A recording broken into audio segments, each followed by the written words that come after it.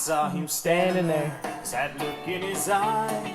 The kids ran to the playground, but each one passed him by. He was just a new kid here, but then I saw his face. My mama's words raced through my mind. It was like I heard her saying, be a good deed doer and do it every day. One kind deed will go so far to make this world a better place. Be a good deed doer and you may be surprised. Doing good to others. It is. Makes you feel so good inside. It's a good day.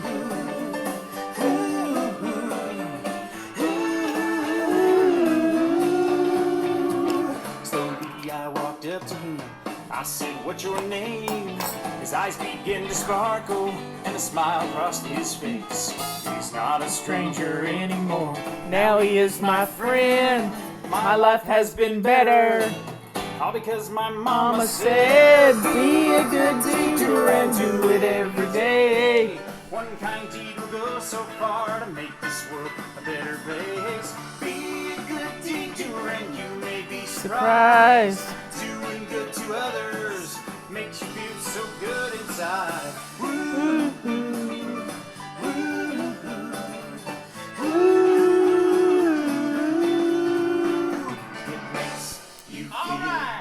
Makes you feel. Makes you feel. It makes you feel so good inside. Makes you feel. I feel good. You feel So makes good. you feel. It makes you feel so good inside. It makes you feel. It makes you feel. It makes you feel. It makes you feel so good inside. It makes you feel. Makes you feel. Makes you feel. Makes you feel so good inside. Be a good deed doer and do it every day. One kind deed will go so far to make this world a better place. Place. Be a good deed doer and you may be surprised. Doing good to others makes you feel so good inside. Be a good deed doer. Talk about our anthem. One kind deed will go so far I love this song. to make this world a better place. It just puts us in the mood to do something nice. Okay, y'all. Drum roll, please. Okay, drum roll. Are you ready? We have a new picture of baby Beckett. She's in her mommy's arms. And there she is. She's going to be redheaded, y'all. She has red eyebrows and red hair. Her mommy did too. Her mommy did too. But you can see Jessica's lips. She's so tiny. These are precious. She's a month old today. She was born April the 4th. April the 5th, I mean. And she is a month old today. Look at that. She's got her eyes looking at her mommy. That's the first time I've seen that. So keep Beckett in your prayers. Keep her in your prayers because she needs us to be her prayer warriors. She's a little over 12 inches long and a little over a pound. And she's been in the incubator for a month now. So please keep this baby in your prayers. Our family is like 75% Irish. On both sides of our family, we got Irish coming at us. And this baby is redheaded. My Aunt Alla Mae, my grandmother's sister-in-law, she was the sister to my grandfather that died when mother was 8 years old. She is redheaded, red eyebrows, and as she got older, her hair turned blonde instead of white. Oh, so please keep Beckett in your prayers. Thank you for all the prayers you've been lifting this baby up. But it's Wednesday. It's anti-procrastination day. I practically renamed it this morning. It's Do It Now Day. It's our day to stop procrastinating and to get some things done. Now, I don't know if many of you all knew this, but in 1988, 89, 90, 91 and 92, I was a farmer. My stepfather passed away. He was adopted father, but he was my stepfather. And he farmed 1,500 acres. 1,500 acres. And when he passed away in 1988, I took over the farm. And it's being a farmer's tough. I mean, I drove an 18-wheeler. I drove combines. I knew how to I could take a water pump off a 350 car engine and put it in a combine. You do what you gotta do, y'all. And I followed this little farmer on YouTube. It's called Cole the Corn Star. And his farm is Corn Star Farms. He and his dad and his brother have this farm, and it's 2,000 acres, and they just got through planting, which we never got in a hurry about planting until June. June the 15th was our deadline for getting things planted where we were. They're just a little bit further north. They're in Iowa, and they had really bad storms last summer, and they're recovering from those bad storms. But Cole is this young kid who's fresh out of college, went to ag school. He is determined to make the farm a little more efficient and clean it up, because his dad wasn't good at keeping things organized, and Cole is born organized. And it's fun to watch him. But I remember a time when I had, we're trying to plant, and we're on the Mississippi River. We're in a little place called Kentucky Bend, and our biggest field was 150 acres, way up in the bend, and water always got over it from the spring floods. And you just didn't plant that field too early. And this year was one of those years you didn't plant it too early. And the reason I'm reminded of this is Robert went out in the woods this morning, and he came back with a feather, and he says, "What's this feather?" And I said, "That's a turkey feather." And he said, "How do you know that?" And I said, "Well, I used to tie flies with turkey feathers. It's a turkey feather." And he just couldn't believe I knew what it was. He thought it was a hawk feather, but it wasn't a hawk feather. But one year, we're trying to plant, and we can't plant this one field, because in the middle of this one field, the water had been up, were 10 pairs, male and female pairs of a tern. Now, the Mississippi River flows south, but these terns in the spring come north. They go down south for the winter, and they come north, and come springtime, they nest on a sandbar. Well, they thought my field was a sandbar, y'all. They thought it was a sandbar. And this field was in Kentucky. Kentucky Bend is Kentucky. I lived on the Tennessee side of the bend, but Kentucky Bend is in Kentucky, and the state wildlife census takers always come through every year and count birds and count different types of birds. And he comes to my house, and he says, "Ma'am, I hear you own this field, such and such a place." And I said, yes, I do.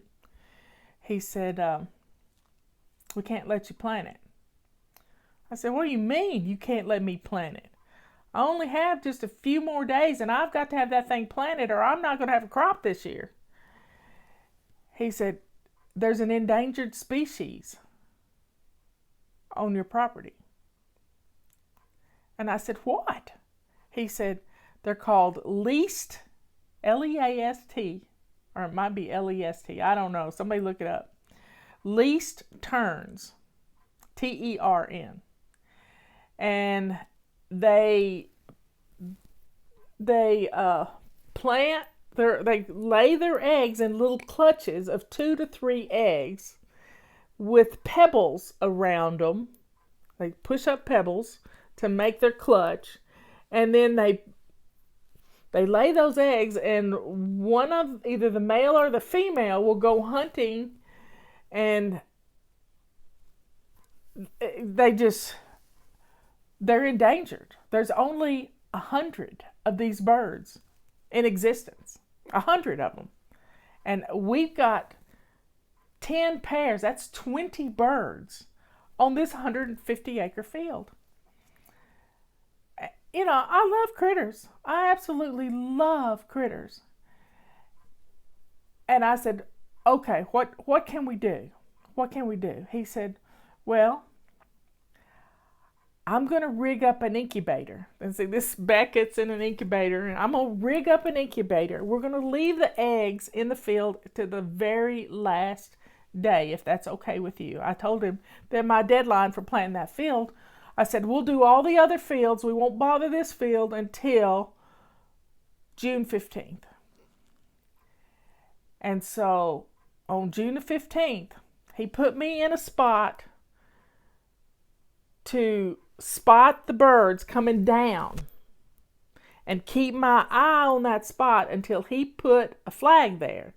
And we spotted all the we spotted all the birds coming in. And he put flags out, and then he took his incubator, and he rigged up a light to put in his car to drive them back to Lexington, to the zoo. And he collected like 21 eggs. 21 eggs. And you know, they all hatched. They all hatched. But one. So he brought back, in about 6 weeks' time, he brought back the fledglings and let them go. Well, maybe it was longer than 6 weeks. I think they were flying, and he brought them back and let them go on the farm where they had been born. And in the process of doing all that, you know what I got for that? I don't have it anymore, but he gave me a least turn feather. It was about this big. He gave me a feather. He said, don't ever tell anybody you got that feather. I don't have it anymore, so I'm not in any, but I think they may be off the endangered species list. So that was my little contribution to the animal kingdom, was helping those birds to hatch. And it is just wonderful. Just wonderful. I love that. I hadn't thought of that in a long, long time. But in that little house, my little house that I had taken my grandparents' old country store, refinished the floors, put in new electricity, I put in a bathroom and a kitchen and a stained glass room and a master bedroom and a sectional couch, and just made it made it livable. And I had a front porch, little front porch that has a swing on it. I love that swing. And a back screened-in porch. And one day Justin was weed eating around the house. He was in high school. He was weed eating around the house, and he comes around the back porch, and the screen door didn't shut all the way. It was open about this much. So he slams it shut, at which point he sees a bobcat with his head in a dog food bag, and that bobcat came through the screen out the door. So we were out in the middle of nowhere. We were out in the middle of nowhere. But it was a beautiful place. It really was. My step-grandfather had been a magistrate for 40, 50 years before he passed away in our little county of Lake County, Lake County, Tennessee. One time somebody tried to steal my car. They broke out of the prison, stole the neighbor's car. It's never a dull moment, y'all. So drink your tea. Be thankful. Just be thankful. So please share our videos. It's when you share, you tell others that this is a good thing. So share our YouTube videos, share our Facebook videos. So know your feathers. I knew my feathers pretty well. Robert was shocked. Nothing shocks him about me anymore. Nothing. Anyway, folks, y'all have a good rest of the day. It was too windy outside. The wind chime was going nuts. It's much more quiet in here. I wouldn't have been able to talk to you outside today. It was just the wind chime did not stop ringing. Well, y'all have a wonderful evening. Tomorrow is question and answer day, so get your questions and answer. I've got the answers if you've got the questions. Yeah, my grandson's planning a trip to some national parks this summer. He and his buddies. He's going to meet them out in Grand Junction, Colorado. Anyway, y'all have a great rest of the day. What's for dinner? And I will talk to you in the morning for question and answer day. Be there. Yeah, let's do it. See you later. I love you all. Don't forget about our sales. Silver rags are going away. You can use coupon code FUN2021 on anything that's in the fly shop that you doesn't have a sale on it. Collapsible carry-alls, which fit our mop as a mop bucket, is going away. Silver rags are going away. We've got feather dusters on sale. So get them while you can. I love you all. See you later. And get signed up for our emails and reply to some emails, because sometimes Gmail just thinks we're nothing. So reply. If you got a Gmail account, reply back to one of our messages. Say, give us a thumbs up. Say something nice in one of the messages. And maybe, I'm sure they're reading all our messages on Gmail, but hey, that's another story. I love you all. Bye.